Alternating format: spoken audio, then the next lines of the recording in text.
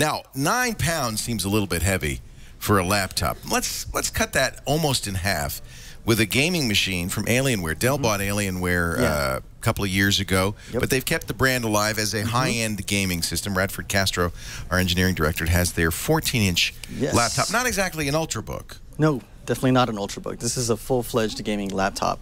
Only thing is that this is at 14 inches versus like the 17 inches. It's a real small screen for a laptop gaming. Yeah, it still runs 1080p, you know, so you're 1920 by 1080 or 1020.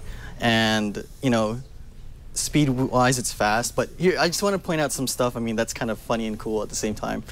I have to point this out. This is pretty hilarious.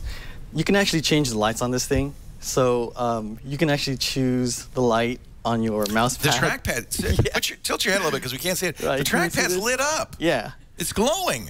And you could change it to a color. You could even have it pulsing. What? Yeah. Here's the other part, too. You can actually change the lights individually. So you can actually change the light over here on the front. You can have it pulsing. You can select that it's, you know, yellow. And then once you point it, you can actually morph the colors or have it pulse. And so I could select something like yellow. That's just silly. It's ridiculous. But I guess if you take it to a LAN party and you did spend a little extra, because the Alienwares aren't cheap, you got to have something to show for it. Yeah. Some fancy trim. Yes. How is it, though, as a computer? So as a computer, I mean, it does all the normal stuff that you expect. The only thing that is probably not as normal is it's running Windows 7. So, you know, everything's running Windows 8.1. Is that a disadvantage for gaming or an advantage? No, not so much, because it's more of the same thing, right? Because you can still run the same thing on 8. So on 7, you're just going with the start menu. You're going to be running Steam on this thing anyway. So what I'm running That's a good point. So it doesn't really matter, does it? Yeah. So the operating system kind of gets out of the way. Yeah. So the only thing now I could probably show you that's probably really important is the games. What does it look like? How does it perform? 1080p at a 14-inch screen is a very high dots per inch. Very high. Here's something. This is a game called Company of Heroes. It's an RTS. Do you find it annoying how bright that Alienware is? It almost looks like it's part of the game. Yeah, I mean, it kind of gets in the way. I don't want to see their branding. I'd cover that up. But this is pretty much how. This is Company of Heroes, and you can see that performance-wise, when this is running about medium to high settings on the game. Playing this game is 60 frames per second, so you can see that it's not really all that, you know, crazy in the hardware. Now you could probably run some first-person shooters like Battlefield 4 and all that stuff, but here's the score that we got running 3D Mark, which is probably the most important thing you want to know. So this right here ran about a 5947. So this is just a little bit higher than your typical gaming laptop. That's the orange bar Yeah, this is the there? orange bar here. So it's about 19% better than most gaming laptops that are out there running 3D Mark. And so that's really pretty good, considering all that's in here. Now, I haven't really got a chance to talk about the specs, so I'm just going to run through it real quick. Okay. This has an i7. This has 3 USB 3.0 ports. It has this weird, it has a feeder. It doesn't have like a drive where you can actually pop the drive out. It's a feeding drive where you, like, I have to show this. This is hilarious. What do you mean, a feeder? Like, this actually has a slot drive.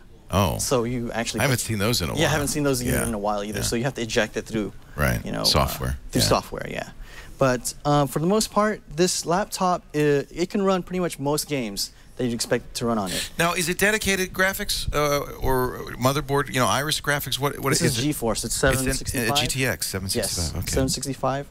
And it runs really well. I mean, I'm just going to go back to this game again. And hopefully I could show some more demos on some of the stuff here. You probably...